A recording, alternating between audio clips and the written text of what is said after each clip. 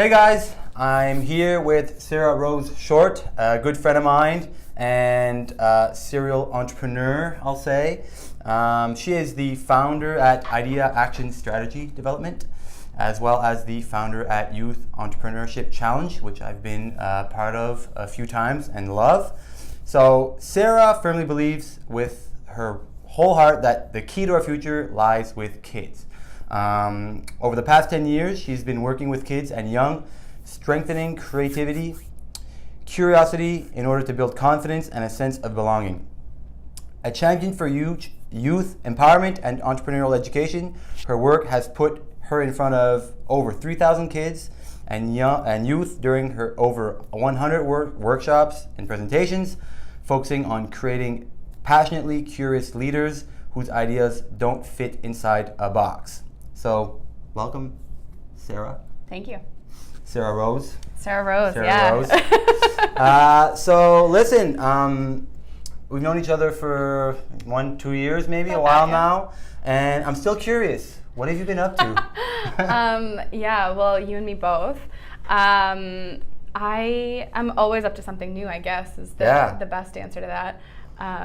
You mentioned I'm a serial entrepreneur. I like to say that I'm like serially entrepreneurial. Oh, there's a different spin to that. Slightly, right? Yeah, because it's not always like businesses necessarily. Yeah. Sometimes it's projects, sometimes it's initiatives, different things. And you're mixed in a lot of entrepreneurial type things. Yeah, I sit down with a lot of entrepreneurs and chat and that kind of stuff. But most recently, we did some massive home renos, which I'm super excited about. Yeah. I heard about the sledgehammers. Sledgehammers. So for hours and hours and days. So that was pretty cool. Cool. And then launched a new website. Yeah. So that's pretty exciting. I was browsing that earlier this week. Yeah. Cool. Yeah. So ideaaction.co. Yeah. So I'm really excited about that. It's basically going to allow us to get the content and the information about an entrepreneurial spirit out to more kids globally. Awesome. More reach. Exactly. I've been doing workshops for years and years, and awesome. It's time for more kids to get that. Cool. Yeah. So I invited Sarah Rose to join me specifically for that reason. I'm always one to encourage people to reach beyond their perceived abilities, chase their dreams, and this is kind of where we're going to go with this interview. And I like the fact that she works with youth because the young kids or the youth, they're so pure in their ideas. And what I'm hoping to get is, what does it take to bring an idea and make it into a business? What are the initial steps? So that's what we're going to get into today to give you a sense. But first, we'll start about a little bit of your background. So what inspired you to move into the startup/entrepreneurial world? So that is an interesting answer, maybe. I have been, I guess, I've been an entrepreneur since I was in the womb, since I was 6 years old, right? So it's been a part of you for a long, long time? Always. Okay. But it's always startup. So I'm always coming up with new ideas and creating things, even from that very first one, selling it, getting really excited about it, and then moving on. All right. I create sort of that excitement. So it's always next type thing for you? Exactly. Okay. So I'm very, I love the chaos of being in startup. The start of a startup? Yeah. Yeah. So that's always sort of been a part of my soul. Okay. Yeah. All right. Yeah. So literally, it's the excitement of the unknown and the learning, making something out of nothing, experimenting. Yeah. Classic pivot. Yes. Exactly. So how'd you end up working with kids? So I have always sort of been interested in what people that light. Right? Right. That when you discover something new or kids or adult like the same? Yeah. Okay. Whether it's an artist or a parent or a child, it's that moment of self-discovery and realizing that there's a power inside of you. Yeah, that light. Yeah. That's a good way to put it. Yeah. And so kids are sort of a natural fit because that light is it's constant. Yeah. They're always learning. Yeah. Yeah. And you touched on the fact of, they're so pure in their ideas. Yeah. Their heart, everything overall. Yeah. Yeah. They're not burdened. Yeah. Right? Yeah. They're not stagnant by any means. Yeah. They're not. They don't realize any limitations. Really. Yeah. They don't acknowledge them. Really. Yeah. Everything's possible. Like I believed that until I was 25. Right. I was 24. Yeah. Like yeah. So. Yeah. Okay. Yeah. Cool. So, but then. So you gravitated towards kids? I've gravitated towards them, and so I've always been in the space of empowering possibility. Okay. Overall. Empowering a voice for youth. Okay. And then I got this really cool job with the province of New Brunswick, and it's just like this little micro department. Yep. And we worked on youth advocacy, and so bringing youth to the important tables. We worked on issues like climate change and youth retention. Giving them a voice. Right. And so that was really my first taste at doing it in any kind of real and intentional way. Okay. So that was the leap. That was the thing. That was the turning point, tipping point. Yeah. Cool. Yeah. All right. Tell us about your own challenges in building your businesses. Oh gosh. So we're going to limit this to a few businesses. Maybe the most recent. I think what's true across all businesses is that accountability piece. Right. To yourself? Yeah. Yeah, right. And really being in touch with your own strengths and how to motivate yourself. And when you wake up in the morning, it's not enough, especially me being constantly attracted to that startup, that excitement. It's not enough to just wake up and be excited. Yeah, no. You have to be intentional. Yeah. That's always my struggle. Yeah, you can dream for a whole day. Yeah. And if you don't write it down, and if you don't actually get to make a plan. Make a plan or do the hard work. I'm a big Seth Godin fan. I mention it on every interview I do, but doing the hard work is what most people avoid. So yeah. So being accountable. Anything else like? I think also. Most recently, in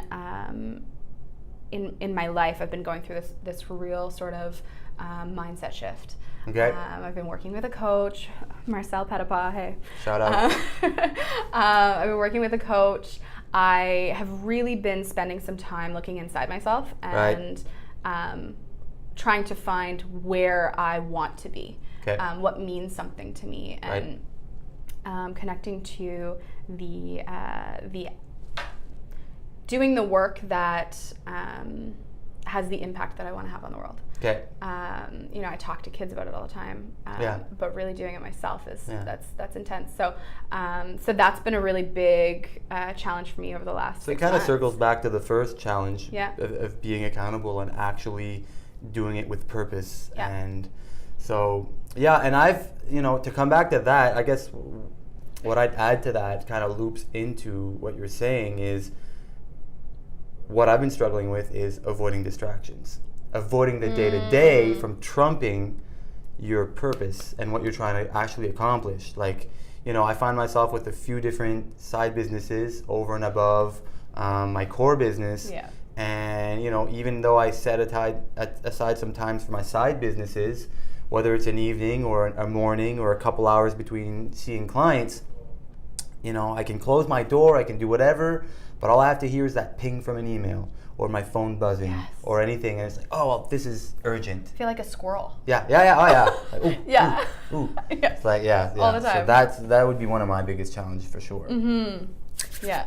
All right, so right into it.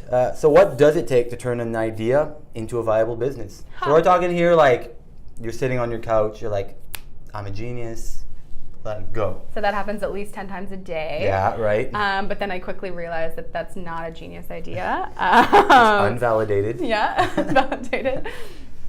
I think bottom line is any idea can become a business.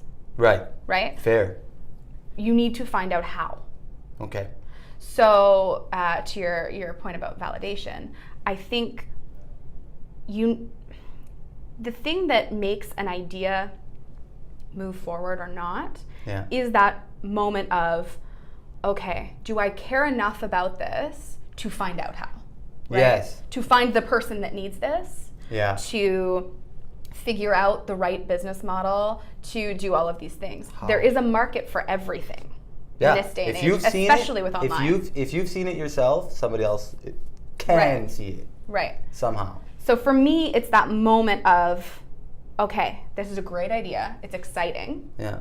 Can it stay exciting enough for me to really be curious and investigate the how and figure it out? Right. Do the work. Do the work, 100%. Yeah. Are you going to actually email people, build a survey? Because validating in its initial stage is not that hard. No. We've worked with a bunch of workshops and we've done it and whiteboarded it and whatever. But it's as easy as asking people, you know. So we're having conversations. But therein lies the challenge. You have to be vulnerable. Yeah. And say, I actually came up with this idea, and you have to be willing to accept that some people are going to say, that is stupid. Yeah. Yes. Right? So you got to be... Because you're going to hear that more than you're going to hear the other thing. Yeah. But you got to feed off the, whoa, you know, that's cool. Yeah. You're not going to get the universal, oh my God. Yeah. You know, and we've experienced that, you know, going quite openly on the internet lately, and it's, you know, there's a lot of bad being said about whatever it is you're trying to do, but it's but are you curious enough to shut that out? Yeah, or rise above it or move on. So yeah, because that's definitely the tipping point between dead in the water and, well, I'm going to get on the ground and start moving and inching forward. Yeah, because any failure that I've ever had has been because I lost my curiosity. Yeah. So every single one of them. If I go back, so the pursuit is not there. Yeah. It fails because I'm no longer looking for the right answer.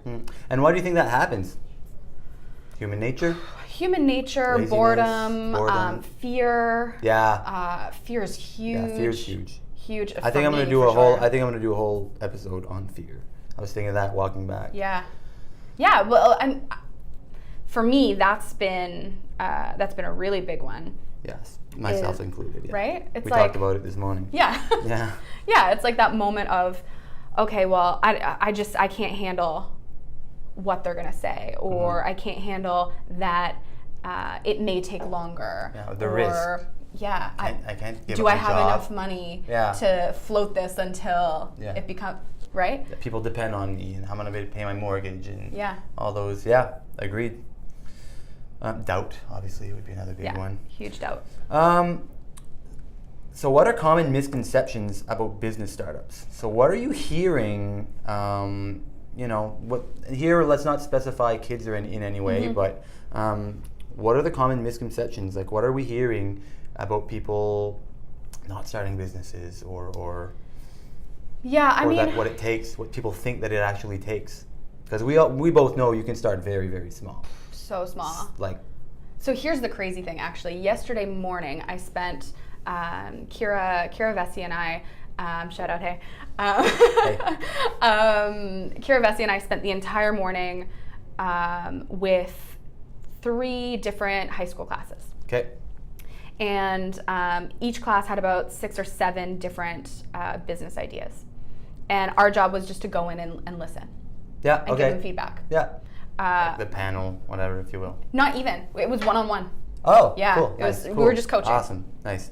And it was really cool because you go in and you start to talk to these kids, and they've got these really great ideas. You can tell that they're excited about them. Yeah. But they're like, I want to start a Caribbean restaurant. And you're like, hold the train, buddy. Like, great idea. I can tell that you're excited about that. Yeah. And probably it would work. I can see the upside. But how do you know that anybody wants that? Yeah. Right? Here.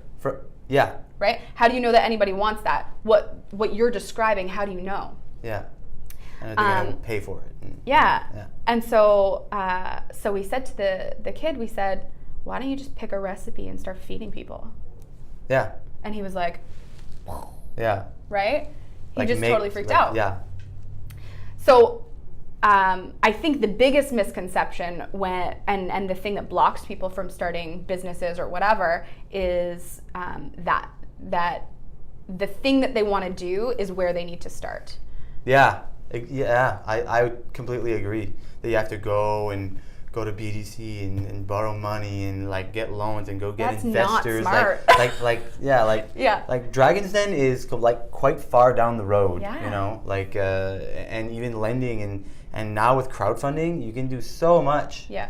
And it serves a unique purpose. So yeah, there's a lot of ways to validate very, very small. It's the mini thing, right? Host a dinner party. Yeah, host dinner parties. Ask your friends if they like the recipe.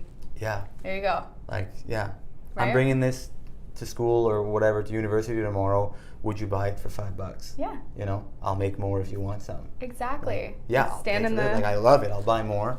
Yeah. So I would say, yeah, that it's the go big or go home is necessary for business. Mm-hmm. At some point it is.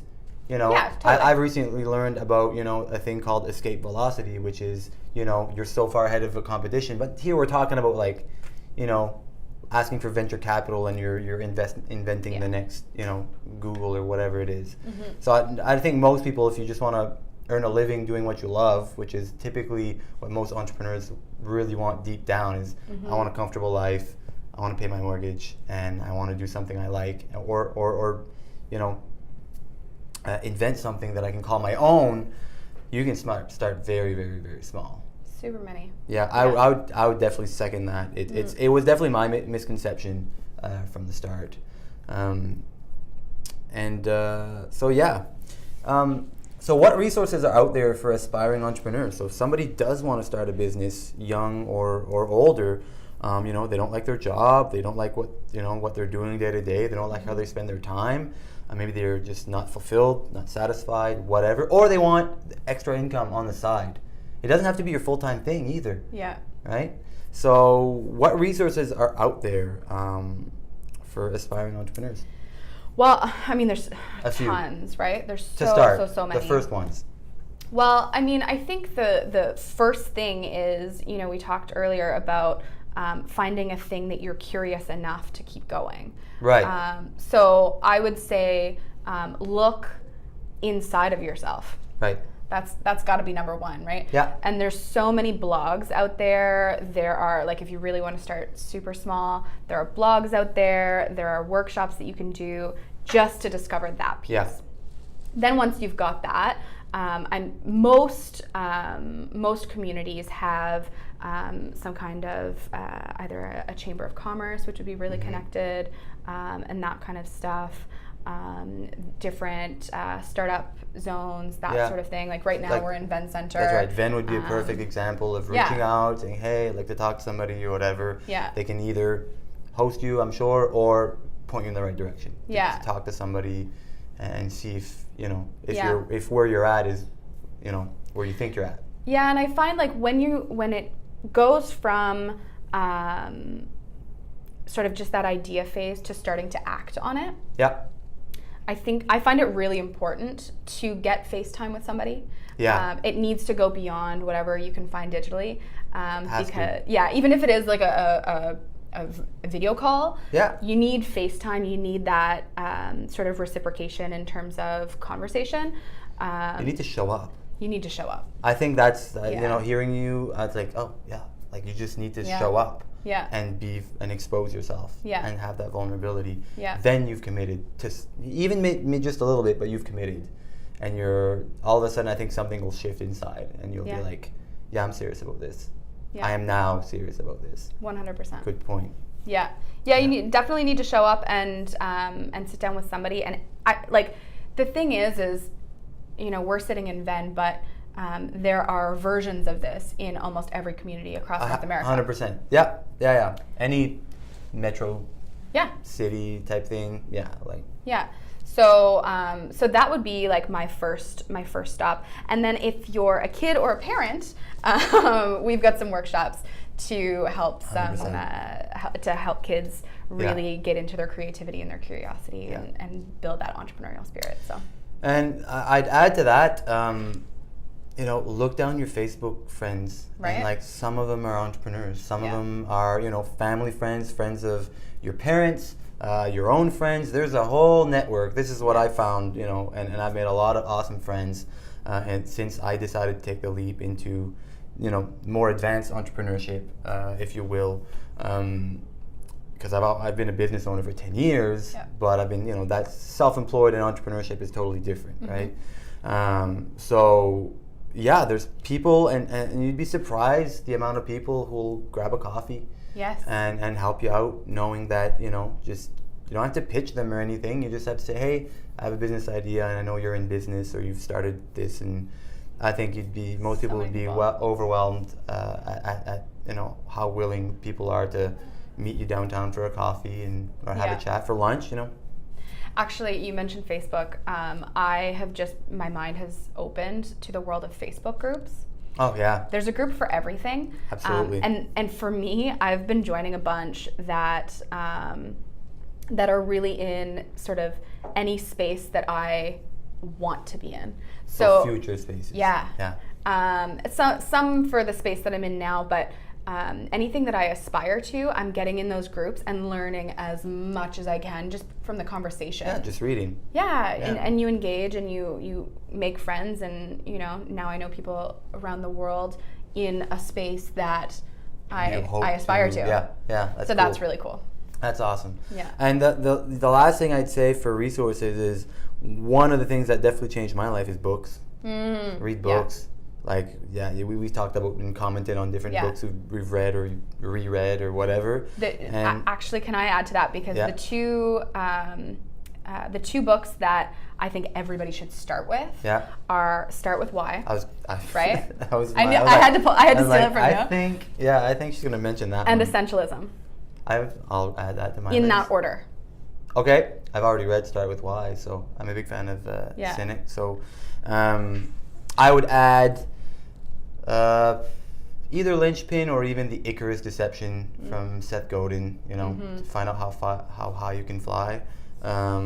Those have been his even his blog. Subscribe to Seth Godin's blog. Seriously, it's like I literally leave them unopened, and even if there's 7 that stack up, I'll take an hour and read them all. Because they all have little nuggets. Great. Yeah, little gold nuggets. I can't believe he posts every day. I don't know. It's what he does. It's what he does. So, all right, thank you very much for taking the time. Thank you. So you guys can learn more about Sarah Rose and what she does at ideaaction.co, as well as entrepreneurshipnb.ca. Cheers, guys. Thanks.